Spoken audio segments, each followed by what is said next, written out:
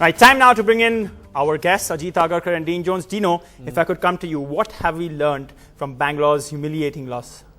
This one. Great question. What we've learnt is that they can't take a whack on the jaw. The first 6 overs with the ball, they were awful, 64 for 1. The first 6 overs with the bat, they were 34 for 3. That tells me they wanted things easy. They don't want to fight.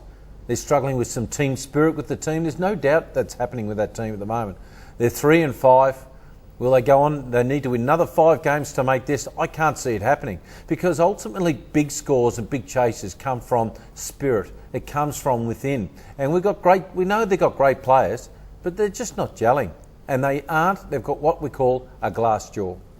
Right, okay. Ajit, what is it that's wrong with this team? Because what we did know was that this was one of the best teams after the auction, on paper at least. You have Chris Gale, AB de Villiers, Albie Mokel, Yuvraj Singh, Virat Kohli. Virat Kohli coming into this tournament, well, in the form of his life. And he's not performing out here. Two matches, both against Punjab. He's had, well, you'd say difficult decisions. One was not out, the LBW in the first game, and this one was down the leg. It's the worst way a batsman wants to get out. But the question now is, has this cost them a chance to get into that last 4?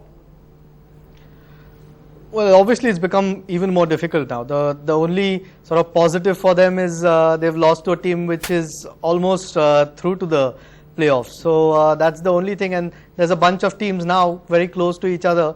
And I said before, there could be a situation where one team goes through with 7 wins. But clearly there's nobody in form, and the one batsman who's obviously been in terrific form comes to bat after all the rest of them.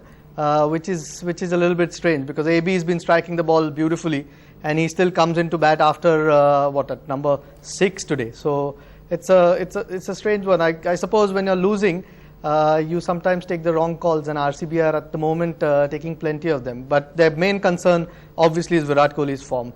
But was he out? Sooner or later. Do you think he was out? Do you think Ridhiman Saha caught that cleanly?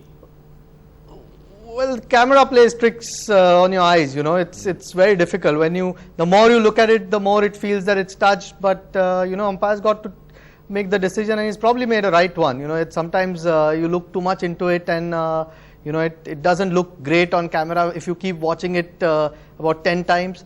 Tough one for a third umpire, but I think he eventually made the right decision.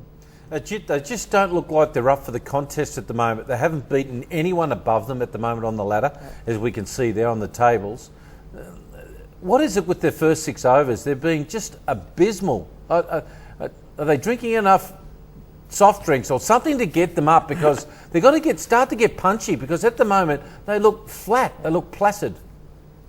No, I completely agree. I mean, today, chasing 200 again, I feel when your batting's not performing, yes, Chris Gale is a great player, but having come back from injury, not still got into the tournament really. Virat's going through a bit of a rough patch, and then you decide to bowl first and put your batters under pressure, which again, I know it's a tough ground to defend a total on, right. But when your batting's not really working, but as you said, their bowling's not working in the first 6 either. So yeah, lots of problems for them, and this loss has compounded that.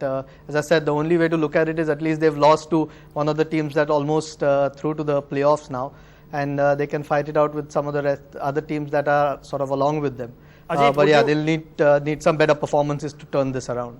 Right. Would you then stick out your neck and say that Bangalore, according to you, will not go into the last 4? I'm not sure at the moment, to be honest, because everyone seems to be coming up with some really poor performances. I mean, on paper, if you look at some of the teams, they look really good. Even the Sunrisers or the KKR team, they look good on paper, but just somehow are not stringing together results, which might help them get closer to the playoffs. So it's a difficult one at the moment to say who that 4th team will be. So Ajit is not ruling out Bangalore. Are you? I have never met a better man. So diplomatic, so cool under pressure with some real hard questions. It just sits on the fence. Oh, they're going to have to play really well. They are gone at the moment. They've got to win 5 out of their next 7. Oh, I can't see it. Their bowling's been better than their batting, and they just don't look like they want to have a fight. They want everything to go in their way, but gee, you can answer a good question, Ajit. You're the king. You are real good at that. Eh? No, it's obviously very, very difficult. But at the moment, most teams are playing poorly. So except for maybe Chennai and Punjab. So you never know what's ahead in this tournament. Someone's got to put some results together, maybe 3 or 4 on a trot. And who knows which team that is going to be. Well, if anything, if there is a team that can actually fight back from this spot, it's probably Royal Challengers Bangalore. They surely have the firepower, which seems to be misfiring right now. I want to talk about one other thing, and this is coming to Ajit because he probably knows this slightly better. You know, nothing to take away from you. But the fact that Punjab, they have uncapped players that are performing, and it's almost reminiscent of what Rajasthan Royals is all about. Rajasthan Royals' uncapped players is what really makes them the team that they are and has made them the team throughout the IPL's 7 years. Punjab has Shivam Sharma coming up today. They have Sandeep, and they have Akshar Patel, and they have Mandeep. It really seems like a team that is willing to make changes despite the fact that they're winning. No team, especially Chennai Super Kings, they don't make changes when they're winning. This team is still making changes and exposing these young players to players like Chris Gayle and Virat Kohli, and they're doing well. Yeah, I mean, it helps when you're winning. So, you know, you're a lot more confident in making those changes. Today, the off-spinner was a easy call because of the amount of left-handers that, RCB had. Still a brave call on that ground to actually pick a rookie spinner against some of the best batsmen in the world. So, you know, you've got to make those brave calls.